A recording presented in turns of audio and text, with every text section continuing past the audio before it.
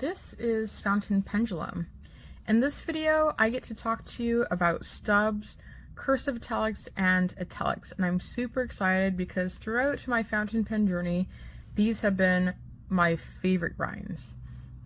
So the uniqueness of what we're going to take a look at today is kind of talking about the basics, but also these are all gold nibs, and we're going to have a wide range of the types. So we're going to have the stubs, the cursive italics, and the italics ranging from 0.4 millimeters all the way up to 1.3 millimeters, along with having some obliques and flex in the mix. So lots of interest here, and we're going to go through them one by one. I'm also going to be referencing using calipers so that you can better understand your stubs, cursive italics, and italics, as well as we're going to take a nice look under the loupe so that we can take a nice close look at what's really going on with these nibs. So let's start out by talking about the nib itself. So when we're talking about any nib, let's talk about it when it's like facing toward you dead on. This is what the front view looks like. And with a traditional nib, they're rather round or bulbous by nature in general. So when you're looking at it straight on like this, you're going to see something of a circular shape. And because of that, when you move your nib up and down or left and right, it's symmetrical, and so your line is going to be consistent and even without variation. Versus when we're talking about stubs, cursive italics, and italics, and we're looking at them straight on, they have more of a rectangular shape. And it's a rectangular with curved edges. All the edges are rounded off, otherwise it would be extremely difficult to write with. So because of this, the long ways is narrow compared to up and down because it's not round. So when we write this way, left and right, with a stub, cursive italic, or italic, we're going to produce a finer line. Compared to in the other direction, it's going to be wider because that's how this whole rectangle works. Now, when we're talking about the side view, looking at it this way, I've seen stubs, cursive italics, and italics with some variations. I've seen some that look like they have almost like a blade curvature to it. So it's quite flat, and then it just like has a big curve. And this is kind of referred to as a writing pad. It's the pad or the point of the nib that contacts the paper when you're writing. So I've seen this shape, and then I've seen, this is probably the more traditional, something like these two, where there's curvature at the top and curvature at the bottom, and then the writing pad, depending on your writing angle, would be somewhere around there, the contact point of the nib to the paper. So keep that in mind while we're talking about stubs, cursive italics, and italics as well, because that's the 101, and you need to understand that if you want to understand these nibs. We'll also be talking about the width of each individual nib. So looking at it this way, how far across is it? And we can use our calipers to measure that. And I think with that, we can just kind of jump into it, and we'll chat about things as we go. So what I'm going to be doing with my lineup, I have 5 pens in this category to share with you today. And I'm going to be starting from the narrowest, working my way up. So from the narrowest being a 0.4 millimeter and all the way up to a 1.3 millimeter. So we're definitely getting the wide range. 0.4 lands you with like a Japanese fine. I've got a medium, another medium, an actual stub, and then a 1.3 designated nib. So let's go ahead and start this off. We're going to take a look at each nib under the loupe, and we'll do a writing sample for each one as well. So what we're starting off with is, this is a Pilot Falcon. This is a Pilot Falcon with a soft, fine nib that has been modified. So let's get you nice and close in here.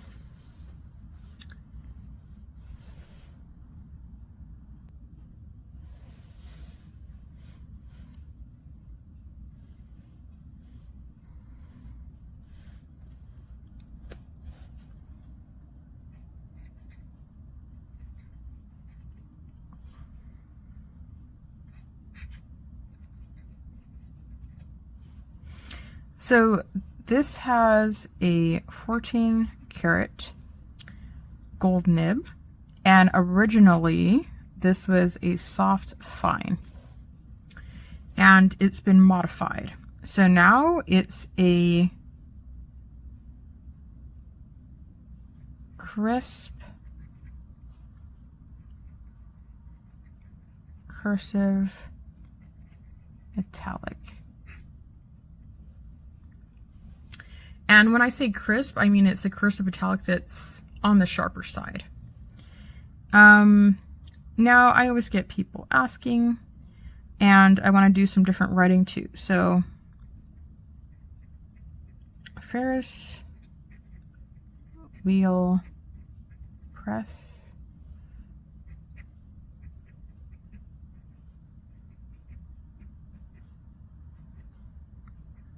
Tanzanite sky. That's the ink I've got going on in here.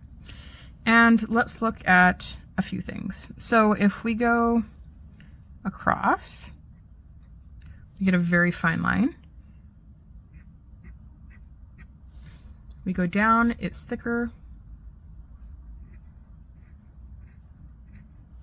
This is all with no pressure. Now this has been modified to have more flex, or flex because it was a soft nib. So now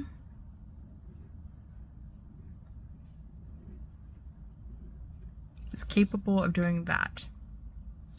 On top of that, it's also a right foot oblique. So the nib has been ground this way. And this is 0.4 millimeters in width. And I'll do some diagonal strokes as well, like that. Okay, so what I meant by 4 millimeters is I use my calipers. These are gold nibs, they're fine, so you want to be gentle with them and careful, but basically you can just get the measurement with your calipers so that you know what you're dealing with. And let's take a look under the loupe.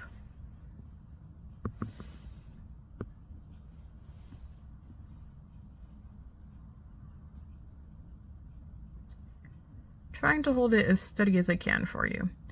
But you can see there, it's just curved on the edges, and that's the point.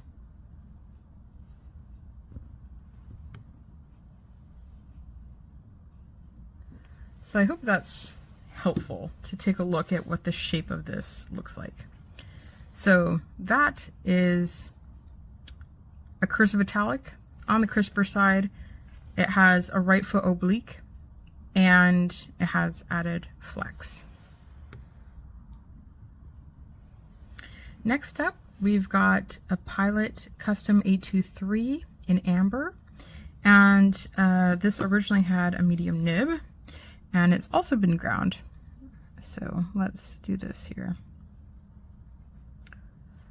Pilot Custom 823 in amber. This also has a 14 karat nib, and and it was a medium. Now this also is a crisp cursive italic. As far as the crispness goes, it can be based off what you ask for, but it can also be off the characteristic of the Nibmeister themselves. You might ask for a cursive italic, and it's in the nature of that particular Nibmeister to grind italics crisp. So that's why it's always nice to try out the pens that they might have for you to try, because you never know. And this is standard, no oblique or anything like that on it. Do some different writing here.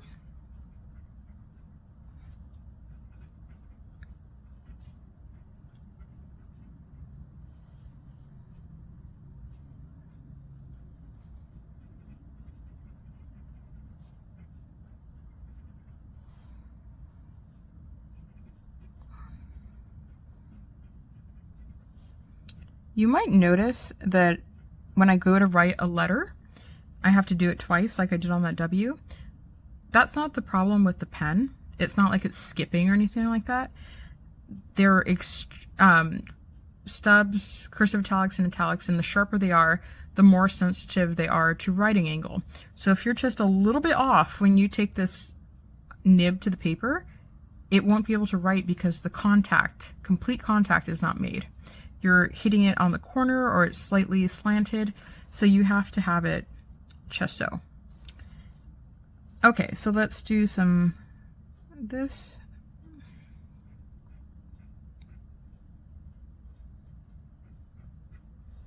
Just like that. See that there? That's because it wasn't making full contact with the page.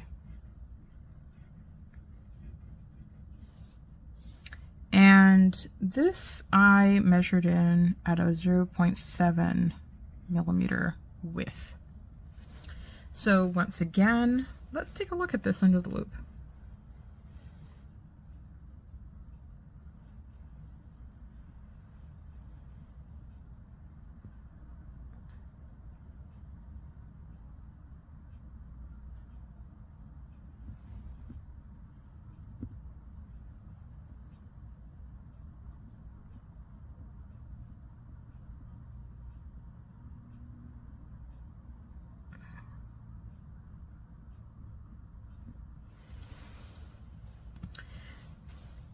It's kind of hard to get that quite in focus, but I hope those up closes are giving a little bit of a visual aid as to what these nibs look like up close. All right, next I've got a Pelikan, old style. So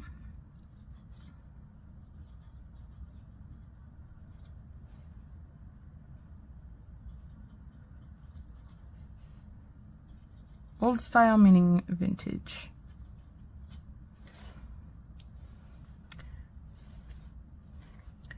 And this has a 14 karat. It was a medium. And you'll see too, of course, the Pilot that was a medium versus this. So the Pilot being a Japanese pen, being a medium will be finer than the Pelikan. And we have diamine, gingerbread.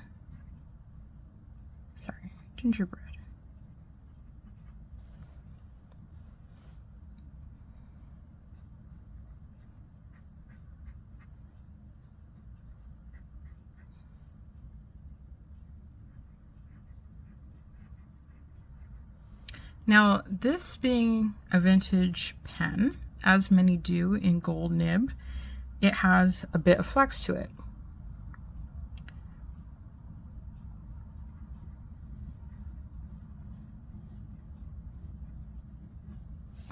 So that's what that can do.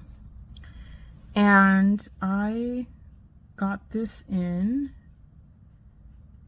at 0.8 millimeters wide.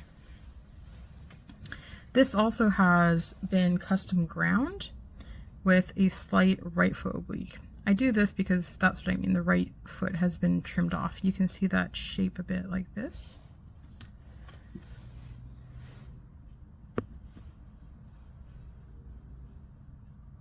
You can see it better there.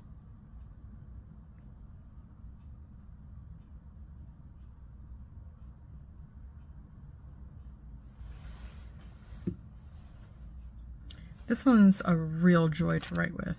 I love it. Oh, and I didn't write down the grind. My apologies. This is a Italic. It has been custom ground to an Italic. I'm not really writing or talking about the oblique. I want to let you know it's there, but that's a whole nother story. Like the obliques, getting into that's a whole nother dimension, and I don't want this video to be too long. So I want to mention and disclose that it has an oblique on it, but I don't want to dive into that right now. Okay, next, Pilot Vanishing Point. This is a stub. And what is convenient to talk about, but I can't talk and write. What's convenient to talk about is the offerings that you can find that come with an in-house or factory stub or italic. There's not really a cursive italic.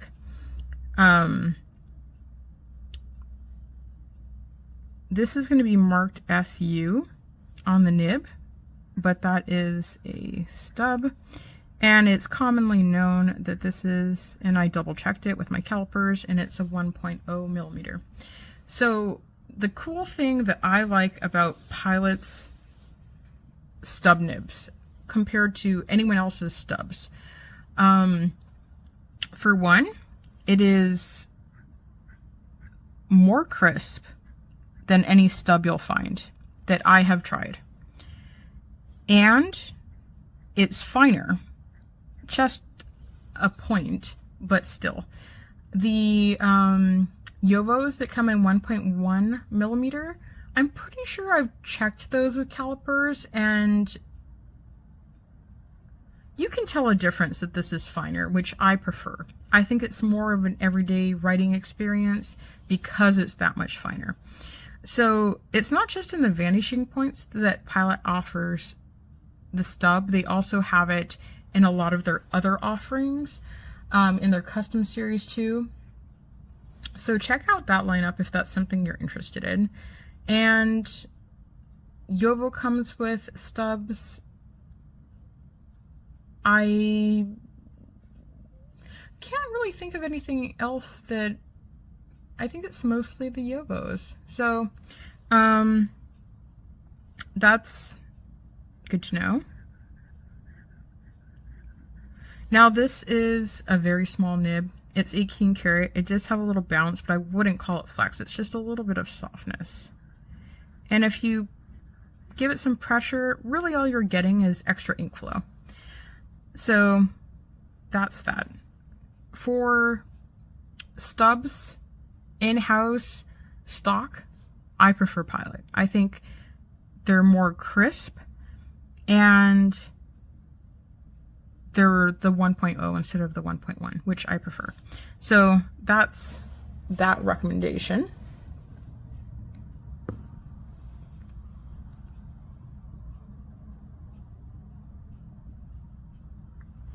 And these are really interesting too because they're so wide.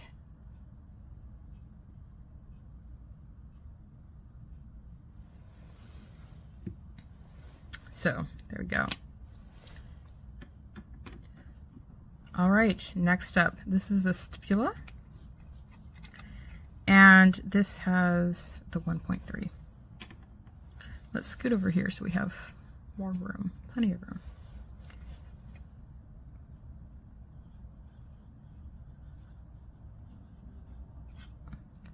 So this actually came with a 1.3.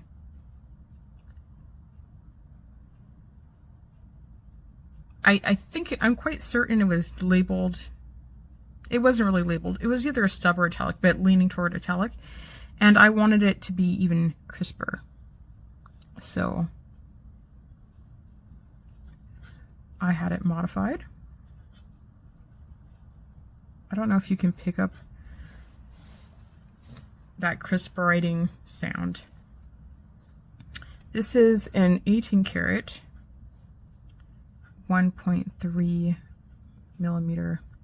And that's how it was labeled. Again, I think it was either a stub or like leaning toward an italic or maybe a cursive italic.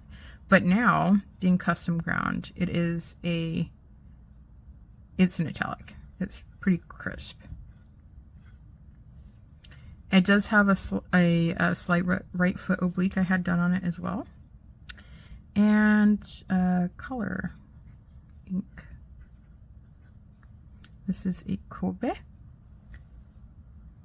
And it's Ranga.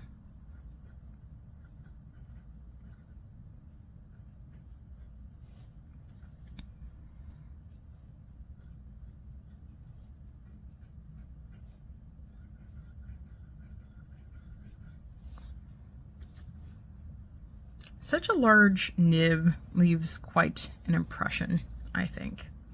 But it's definitely, at least for me, not an everyday writer. When I first got this pen, I did get like the slightly larger ruled paper and wrote with it on the regular, but it's quite large. So there are nibs that go up to 1.5 that I've seen, like standard offerings. So let's take a look at this nib and then we'll look at all of them up close.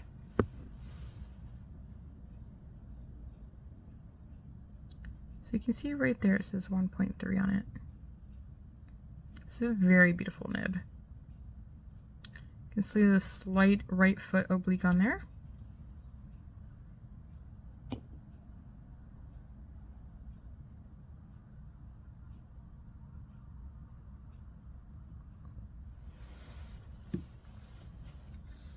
So let's look at them close up and then I'll show you some writing side by side.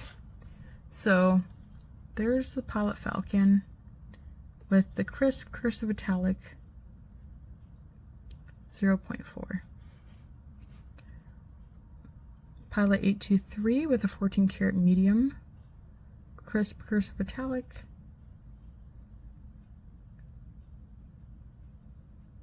0.7. The Pelikan with an italic 0.8 millimeters. The Pilot Vanishing Point factory stock 18 karat stub nib 1.0. And the Stipula 18 karat 1.3. So I'm just going to show you now side by side some line comparisons. And I'm going to chat a little bit longer about these nibs. Let's zoom in a little bit more for this. There we go.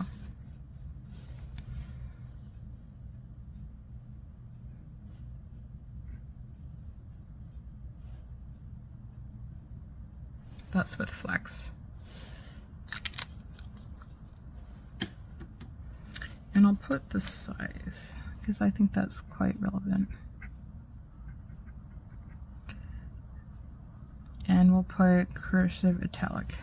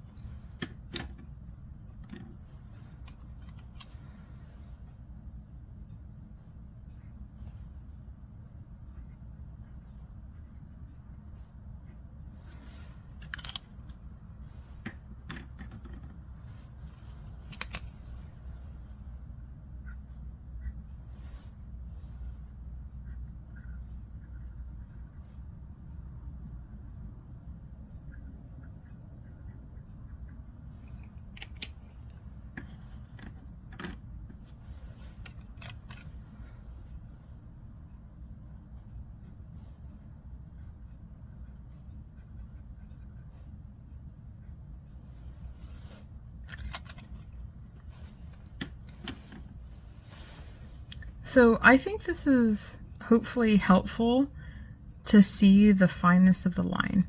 It was very interesting when I took my palette Falcon, this one right here, to get modified because it was originally a soft fine, and I wanted a cursive italic with flex. The original Nibmeister I saw about this thought it was redundant and unnecessary, and that's fine. Everyone can have their opinion of that, but I don't think so. This is such a fun nib. It's different than having just had a soft fine modified to a flex. Being able to get that cursive italic and get flex, it's different. It's a different experience. And it is more challenging. That's the thing. So a couple more things is, it does take practice to write with these nibs. A stub is having more roundness on the curvature of both the ends and the sides, or the writing pad, than a cursive italic. So the stub would be the most round, the most forgiving, the easiest to start with. Then cursive italic would be a little bit sharper, leaning toward crisp cursive italic, and then italic, and you can even get a crisp italic or a formal italic, which, you know, it's going to become sharper and sharper and less forgiving, to the point where you can drag the nib across and kind of cut paper. Those are more traditionally used for font writing, so more of like script, not everyday type of writing. So going back to stubs, I talked about the pilots and the yogos. Cursive italic, I don't think that there's any that you can get that are stock. Of course, Esterbrook does have Gina doing the journaler, which I think lands somewhere in this cursive italic realm. I think it's the cursive italic that's more narrow, and it'd be really cool to get the calipers and measure that would be. I know it's more narrow than a 1.1. So if anyone has that information, share it below, because I think it'd be really interesting for a lot of us. I don't have one myself to check it. Then italics. Stipula offers an italic, maybe not always, but at times. I know that Santini also does, and so does Aurora. So it kind of seems like a lot of the Italian brands offer it. How crisp they are stock, I'm not really sure. I would imagine it's probably in reality more of a cursive italic than a true italic, but again, I don't know. And I've heard really good things about Aurora's italics, which I'd love to try, but I haven't personally. So the other thing to consider, just some side notes here, is the nature of the nib. You might notice that the difference between the 0.7 and the 8 is negligible, and the other thing is, how soft is the nib? How wet is the ink? What kind of paper are you writing on? These are all things that affect even more so your writing experience with stubs and cursive italics and italics, because they are a more attuned nib, and you need to be, they're a little bit more of a sports car. You need to be a driver on these things and be way more in tune with your writing angle and things like this. So let me note on that also when I was talking about how the nib lands on the paper. So let me see if I can capture this general idea. If I hold my pen at an angle, it won't write. This nib needs to be perfectly parallel with the paper for it to write. So when you're new, you might get things that feel like, that appear on paper like skipping, and most of the time it's just that you have to practice being able to write with that nib flat on the paper without twisting your wrist left or right or rotating your pen left or right. It needs to be parallel and flush to the paper, making full contact to be able to write. The sharper the nib is, the more challenging it becomes. So hopefully this was insightful and helpful, and hopefully you learned a few things, and hopefully this comparison of the different nibs and the different nib widths and the different nib characters help you understand how stubs, cursive italics, and italics work, and what might be best for you. If you have any questions, feel free to comment on them below, and please chime in with more information about these nib grinds if you'd like to share additional information that I quite possibly left out. And another thing too is, if you're looking to get these grinds done, quite certainly pretty much any Nibmeister can do these grinds for you, but you will find variations from Nibmeister to Nibmeister. So if this is something that you're interested in, do some homework. Take a look at those Nibmeister's websites, see what they specialize in, see how they describe or compare a stub versus a cursive italic or an italic. And that will help you kind of determine what Nibmeister will be the best fit for your writing style. Another thing to consider is certainly seeing a Nibmeister at a show. The benefit of this would be they often have samples of their work that you can try. So you can try their stub or their italic or their cursive italic and see if it jives with you and with your writing.